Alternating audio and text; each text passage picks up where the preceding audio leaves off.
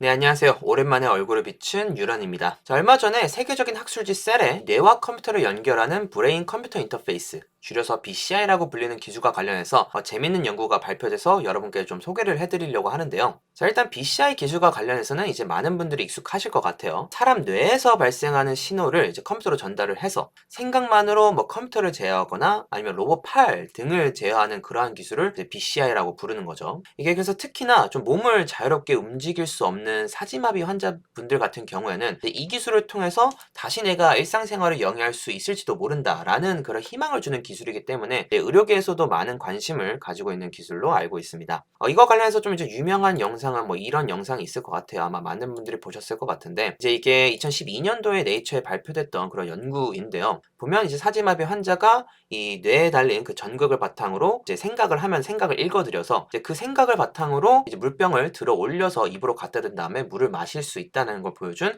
굉장히 기념비적인 실험이었죠.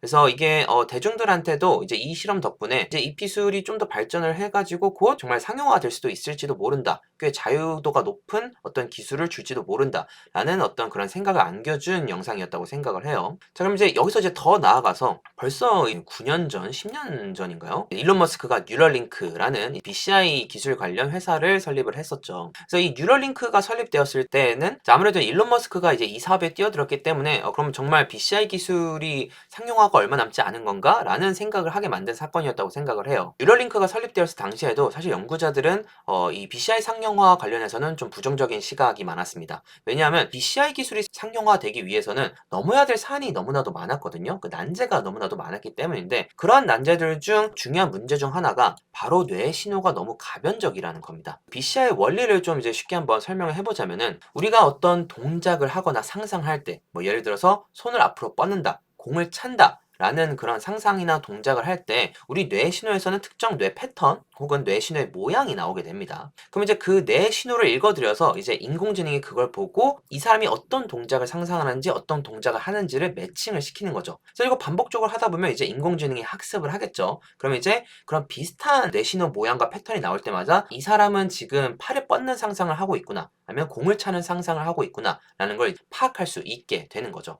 자, 그래서 최근 인공지능이 발전하면서 우리 뇌신호가 굉장히 복잡하기는 하지만 그 복잡한 뇌신호 안에서도 어떤 생각을 하고 있는지를 효과적으로 이제 추출하는 데 있어서 정말 비약적인 발전을 이루었었거든요. 근데 여전히 문제가 뇌신호는 굉장히 가변적이기 때문에 똑같은 사람이 팔을 앞으로 뻗는다 라는 상상을 하더라도 오늘 내가 그 상상을 할 때와 내일 그런 상상을 할 때 그 뇌신호 패턴이 오늘 내일이 달랐다는 겁니다. 그래서 전날 인공지능이 열심히 학습을 해도 다음날 되면 뇌신호가 전혀 바뀌어 버리니까 그 학습한 게 많이 소용이 없어지는 거겠죠. 저 같은 경우는 사실 이게 좀 장비의 문제가 크지 않을까 처음엔 생각을 했었어요. 저도 옛날에 이제 BCI 관련해 가지고 연구를 잠깐 진행을 한 적이 있는데, 제가 그 당시에는 뇌파 장비라고 부르는, 우리가 뇌 연구할 때 아마 많이 상상하는 장비일 거예요. 이런 그 모자에 전극을 붙여놓고 그 모자를 써서 이 두피 위에 흐르는 전기 신호를 읽어들여서 뇌 신호를 파악하는 게 이제 뇌파 장비의 원리라고 보시면 되는데요. 이 뇌파 장비 같은 경우는 아무리 제가 이제 모자를 똑같이 씌우려고 해도 전날 모자를 씌울 때, 그 다음날 모자를 씌울 때 그 전극의 위치가 조금씩 바뀔 수밖에 없겠죠. 그리고 내가 오늘은 좀 긴장해서 머리에 좀 땀이 많이 날 수도 있고, 그 다음날은 좀 날씨가 건조해서 머리에 좀 땀이 없어서 굉장히 건조한 상태일 수도 있어요. 그럼 그 상태에 따라서도 그 측정되는 두피 신호가 바뀔 수가 있다라는 거죠. 그래서 이것 때문에 좀 뇌 신호가 많이 바뀌는 게 아닐까라고 생각을 했었었는데, 사실 이제 뭐 동물 실험이나 이걸 통해서 실험을 했을 때에는 두개골을 정말 열어서 뇌에 직접 전극을 꽂아서 실험을 했을 때에도 이렇게 뇌 신호가 계속 바뀌는 현상이 계속해서 관찰이 된다고 합니다. 그래서 이 현상을 이제 표상 표류라는 현상이라고 이제 부른다고 하는데요. 그러니까 우리가 아무리 기억이나 행동이 안정적으로 지속이 되더라도 뇌 신호의 패턴이 시간이 지나면서 계속해서 재구성이 된다라는 거죠. 그래서 어떻게 보면은 이 뇌 신호가 계속해서 바뀌는 거는 장비의 문제라기보다는 어쩌면은 뇌의 본질적인 특성일 수가 있다라는 거겠죠. 자, 그래서 이러한 문제 때문에 이 장비를 아무리 우리가 잘 학습을 시켜도 하루 이틀이 지나면은 이걸 다시 학습시켜야 되는 상황이 벌어지게 된다는 겁니다. 이게 얼마나 굉장히 심각한 문제냐면, 한 번 학습을 할 때마다 거의 30분에서 1시간 정도 이걸 사용해야 되는 사람이 와서 팔을 앞으로 뻗으세요, 혀를 내미는 상상을 하세요, 이런 것들을 계속해서 매일 30분에서 1시간씩 반복을 해야 된다는 거예요. 매일 사용할 때마다 이걸 해야 된다는 건 사실상 거의 고문과 다름이 없을 수도 있습니다. 그래서 이러한 맥락에서 이번 셀에 발표된 연구는 이런 문제를 좀 획기적으로 개선한 연구라고 볼 수가 있습니다. 그래서 이 연구진들이 개발한 시스템은 최대 거의 7개월간 안정적으로 사용을 있었다라고 하는데요. 그래서 이 7개월 동안은 이 기기를 머리에 한번 붙이기만 하면은 이제 바로 로봇 팔을 바로 움직일 수 있는 형태가 되었다라는 거죠. 마치 우리가 키보드나 그 마우스를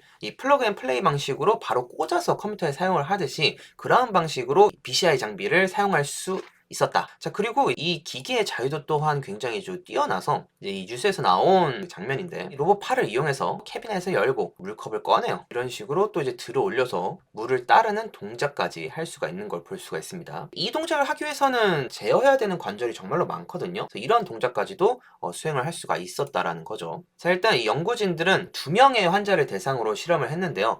이 환자분들은 이제 뇌졸중으로 인해서 좀 심각한 사지마비와 이제 무언증을 겪는 환자들이었다고 합니다. 그래서 이제 이 환자들의 이제 두개골을 열고 직접 전극을 부착하는 일렉트로코티코그래피, 줄여서 이콕이라고 불리는 이 장비를 이용을 해가지고 뇌신호를 측정을 했는데요. 보면은 이 얇은 필름 같은 거에 원 모양으로 보이는 이 전극들이 이렇게 촘촘히 박혀 있습니다. 그 전극이 박혀 있는 이 필름을 두개골을 열어서 우리 뇌 위에 직접적으로 붙이는 거예요. 이 뇌에 직접적으로 붙이는 거다 보니까 모자를 씌워서 두피 신호를 읽는 것보다는 훨씬 더 깨끗한 신호를 얻을 수가 있겠죠. 우리 뇌의 그 왼쪽에서 바라봤을 때 모습이죠. 중앙을 가로지는 이 세로선을 기준으로 이렇게 전극이 붙어 있는 걸 볼 수가 있어요. 두 환자 모두. 중앙을 가로지는 이 세로선이 바로 이제 우리가 운동 피지라고 부르는 운동, 움직임을 담당하는 영역이 있는 곳입니다. 그래서 이 영역이 최대한 커버될 수 있도록 전극을 붙였다라는 거를 우리가 확인을 할 수가 있습니다. 이렇게 전극을 붙인 채로 환자들한테 여러 가지 동작 상상을 하게 만드는 거예요. 근데 이분들은 사지마비 환자니까 직접적인 움직임을 할 수는 없고 당연히 이제 상상만 해야 되는 상황이었습니다. 자, 그래서 먼저 일단 간단하게 이제 연구에서 분석을 해보니까 어떤 동작을 상상하느냐에 따라서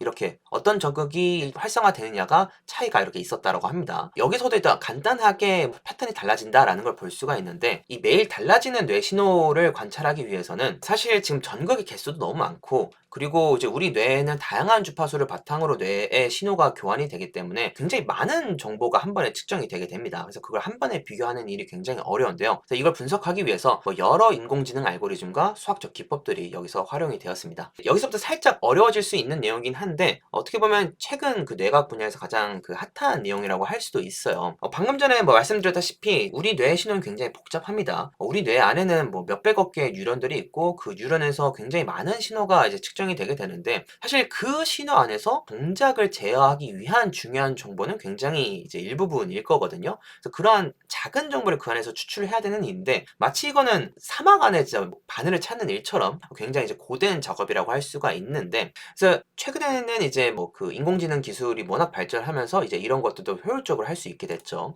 그래서 이거를 데이터 분석 분야에서는 차원 축소 기술이라고 부르는데요. 이 차원 축소를 하기 위한 방법에는 굉장히 여러 가지가 있습니다. 그래서 이 연구에서는 그 중에서도 딥러닝 기술을 바탕으로 한 오토엔코더 기술을 이용을 한 방법을 사용을 했습니다. 자, 오토엔코더 기술은 이 인코더 부분의 네트워크와 디코더 부분의 네트워크 이 두 단계의 네트워크를 구성을 해서 뇌신호를 한번 압축을 했다가 압축된 뇌신호를 바탕으로 다시 복원하는 거를 반복을 하면서 최대한 좋은 압축 형태를 찾는 게 이 오토엔코더 기술이라고 할 수가 있는데요. 좀 더 비유적으로 설명을 드려볼게요. 이제 MZ세대 하면서 줄임말들이 이제 화제가 됐었죠. 아마 별다줄 이거는 다 아실 것 같고 켈박 분개미는 저는 처음 보는 거였어요. 그래서 이런 뜻이라고 해요. 켈박은 캘린더 박제, 그리고 분개미는 분위기 깨서 미안해. 별다줄은 다 알다시피 별것을 다 줄이네. 이러한 뜻이죠. 자, 이렇게 줄임말을 쓰는 이유가 뭘까요? 굉장히 효율적으로 좀 표현을 하고 싶어서겠죠. 우리 한글이 만들 수 있는 단어의 개수는 굉장히 많지만 실질적으로 우리가 루틴적으로 사용하는 단어의 개수는 생각보다 얼마 되지가 않아요. 그렇기 때문에 이렇게 말을 줄이더라도 우린 굉장히 효율적으로 상대방과 소통을 할 수가 있거든요. 자, 그럼 이 상황을 생각을 해보면은 문장을 줄이는 MZ세대는 이제 인코더라고 볼 수가 있는 거고 그리고 그 줄임말을 바탕으로 다시 원래 문장을 복원시키는 우리는 디코더라고 볼 수가 있겠죠. 그래서 이 줄인 말을 바탕으로 원래 문장을 우리가 효과적으로 복원할 수가 있다면 이건 좋은 줄임말이겠죠. 자, 그렇다면 안 좋은 줄임말은 뭘까요? 줄임말 그 선수권 화제가 된 영상이죠. 무리라세, 물론이죠. 1분 1초가 아까운 세상이니까 이거의 줄임말이었죠. 자, 이렇게 줄임말을 보고도 우리가 원래 문장을 효과적으로 유추하기가 어렵다면 이건 좋은 줄임말이라고 볼 수가 없을 겁니다. 그래서 여기서 중요한 거는 이 줄임말 안에 원래 문장을 복원할 수 있을 만큼 충분한 정보가 안에 있어줘야 된다 라는 거겠죠. 이런 방식으로 원래 정보를 한번 크게 줄였다가 그 줄인 정보를 바탕으로 다시 복원을 했을 때 얼마나 원래 정보가 효과적으로 복원이 되느냐, 이러한 방법을 바탕으로 뇌신호를 효과적으로 압축하는 방법을 선택을 한 겁니다. 자, 그래서 이 오토엔코더를 바탕으로 이제 뇌신호를 한번 압축을 잘 했을 때 그 압축한 신호를 바탕으로 비교를 한 거예요. 그럼 여기서 또 약간 이런 의문이 들 수가 있어요. 압축이 왜 중요하냐? 우리가 뭔가 효과적으로 비교를 하려면은 사실 너무 크거나 복잡한 그 정보는 우리가 쉽게 비교를 할 수가 없습니다. 뭐 예를 들어 가지고 이렇게 세계 지도가 있다고 할 때 남아메리카 대륙과 그 아프리카 대륙을 우리가 모양을 비교를 하라고 했을 때 지금 우리가 지도상에서 보면은 대략적으로 이렇게 꺾인 모습이 좀 비슷한 부분도 있고 이쪽 해안면이 조금 비슷한 것 같아 라는 생각을 우리는 지도를 바탕으로 할 수가 있어요. 근데 이거를 우리가 지도 없이 대륙을 직접 걸어 다니면서 이거를 보라고 하면은 사실 이걸 비교하는 건 정말로 어려운 일일 겁니다. 이 지도는 우리 지구의 굉장히 효과적인 압축된 표현 형태죠. 그래서 우리가 정말 좋은 압축 형태를 가지고 있을 때는 어떤 정보를 비교하는 게 굉장히 수월해진다는 뜻입니다. 이러한 압축의 중요성 때문에 이제 옥토 엔코더를 바탕으로 이제 연구자들이 정보를 한번 압축한 뒤에 그 신호를 비교를 해 본 겁니다. 그래서 이 정보를 바탕으로 좀 이제 신호를 비교해 봤는데 열흘간 그 측정을 하고 열흘간 어떻게 달라지는지를 한번 비교를 한 데이터예요. 그래서 보면은 지금 이 색깔별로 분류가 되어 있는 게 이 동작에 따른 그 정보의 표현 형태입니다. 연두색 색깔은 혀를 움직이는 상상을 했을 때, 그리고 이 빨간색은 뭐 왼쪽 엄지, 그리고 파란색은 오른쪽 엄지인 것 같아요. 지금 이런 식으로 다양한 동작의 신호 형태가 이렇게 분포되어 있는 걸 볼 수가 있는데 보면은 이제 첫 번째 날과 10번째 날에 분포된 패턴이 굉장히 비슷한 걸 볼 수가 있어요. 이제 여기서 알 수 있는 말은 우리가 이 오토엔코더로 압축한 이 형태가 시간이 지나서도 전체적인 그 구조가 유지가 되고 있다라는 거예요. 굉장히 긍정적인 신호죠. 열흘이 지나더라도 이 전체적인 뇌 신호의 구조가 어느 정도 유지가 된다라는 걸 이제 보여주는 거니까요. 자, 그럼 이제 전체적인 구조가 유지가 됐지만 사실 달라진 것도 있습니다. 자, 지금 이거는 이제 오른손 엄지를 움직이는 상상을 했을 때 이제 뇌 신호가 어떻게 변하는지를 또 본 건데, 자, 전체적으로 지금 이 파란색이 데이 1, 그 다음에 이 갈색이 네 번째 날, 그리고 이 하늘색은 8번째 날인 걸 볼 수가 있는데 이게 위에서 오른쪽 아래로 갔다가 또 왼쪽 아래로 이렇게 쭉 흘러가는 이러한 양상을 볼 수가 있는 거죠. 이게 표상표로의 대표적인 한 형태인 거죠. 그래서 전체적인 구조는 유지가 되지만 이 공간위를 시간이 지나면서 둥둥 떠다닌다는 거예요. 이렇게 결국 날에 따라 변하기는 하니까 하루 학습했던 게 다음 날에도 사용되는데 조금 문제가 있을 수가 있는 거겠죠. 자, 여기서 이제 이 연구의 핵심적인 메시지가 나오는데요. 이제 연구자들이 이제 분석을 해보니까 뇌신호에 압축된 형태가 둥둥 떠다니는 이 표류 현상이 완전히 무작위적이지 않고 어떤 일정한 범위 안에서만 일어난다라는 거예요. 그래서 그 일정한 범위 안에서 일어나기 때문에 충분한 여러 날의 데이터를 가지고 인공지능을 학습시키면은 어떻게 떠다닐지를 우리가 어느 정도 커버할 수가 있다. 라는 걸 이제 보여준 게 이 논문이라고 생각을 하시면 돼요. 이걸 해결한 방식이 제가 논문을 이제 읽어봤을 때 생각보다 간단해서 좀 놀라기는 했는데 이 연구진들이 해결한 방법이 여러 나라의 데이터를 최대한 깨끗하게 잘 모아서 이거를 인공지능에 계속 넣어준 겁니다. 계속 이 데이터를 꾸준하게 잘 넣어주다 보면은 이 여러 날에 걸쳐서도 동작들을 일관되게 잘 구분할 수 있는 모델을 인공지능이 만들 수 있었다라는 거죠. 자, 이걸 해결한 방법 자체는 간단하긴 하지만 그래도 신경 표류 현상 자체가 인공지능이 커버할 수 있는 범위 안에 들어올 수 있다라는 것 자체가 어떻게 보면 이 연구자들한테 중요한 메시지를 주는 게 아닐까라고 생각이 들어요. 뭐 저도 일단 이 BCI 분야를 계속해서 최신 BCI 분야를 캐치업하고 있는 상황은 아니긴 하지만 뭐 예전에 잠깐 BCI 분야를 한번 관심 있게 들어봤던 사람으로 생각을 해봐도 이 여러 날에 걸쳐서 어떻게 변할까를 예측하는 게 굉장히 어려운 일이었는데 이게 이러한 방법으로 커버할 수가 있구나라는 그런 가능성을 보여줬다는 것 자체에서 유의미한 의미가 있는 연구라고 생각이 됩니다. 이제 여기서 이제 그치지 않고 여기서 더 나아가서 방금 전 같은 경우는 이제 환자들이 단순한 동작을 상상하게 한 거잖아요. 근데 이번에는 정말 로봇팔을 보면서 로봇팔을 컨트롤할 수 있는 상황에서 인공지능을 추가 학습시킨 거죠. 자, 아까 봤던 그 로봇팔이 또 나오죠? 그래서 이 로봇팔을 여기서 들어서 다른 위치로 옮기고요. 그 손목을 돌리는 것도 볼 수가 있네요. 여기까지 옮기는 게 단순해 보이지만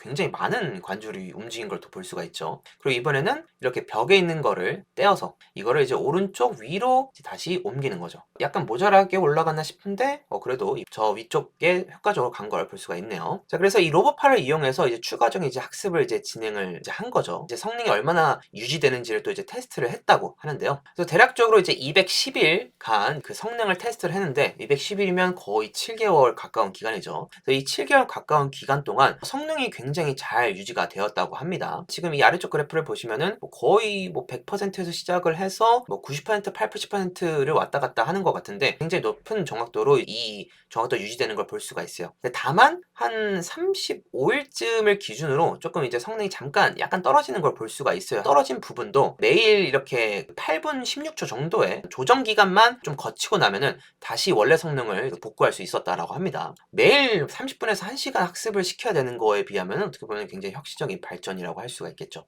자, 그래서 이제 이번 연구는 BCI 기술이 상용화되는 데 있어서 넘어야 될 산 중 하나를 어떻게 해결할 수 있을지에 대한 어떤 이정표를 제시해주는 중요한 연구라고 생각이 돼요. 자, 그래서 날마다 우리 뇌에서는 이 뇌 신호의 재구성이 계속해서 일어나는데, 근데 이러한 재구성이 생각보다 제한된 범위 안에서 일어나고 인공지능에 충분한 데이터를 넣어주면은 이 재구성이 어느 정도 예측되는 범위 안에서 이루어질 수 있다. 인공지능이 그걸 커버할 수 있다라는 걸 보여준 연구라고 생각이 듭니다. 가까운 미래에는 진짜 머리에 장비를 꽂기만 해도 로봇이 정말 이제 플러그 앤 플레이 형식으로 이 BCI 장비를 사용할 수 있는 미래가 오지 않을까라는 상상을 하게 만드는 연구였던 것 같습니다. 그래서 미래에는 좀 더 질병이나 부상을 통해서 몸을 움직이기 어려우신 분들이 이 BCI 기술을 통해서 좀 더 자유로운 일상을 영위하는 날이 어서 빨리 오기를 바라면서 영상을 마무리하도록 하겠습니다. 그래서 지금까지 안될과학 유련이었습니다. 다음 시간에도 또 좋은 재밌는 뉴스로 찾아뵙도록 하겠습니다. 감사합니다.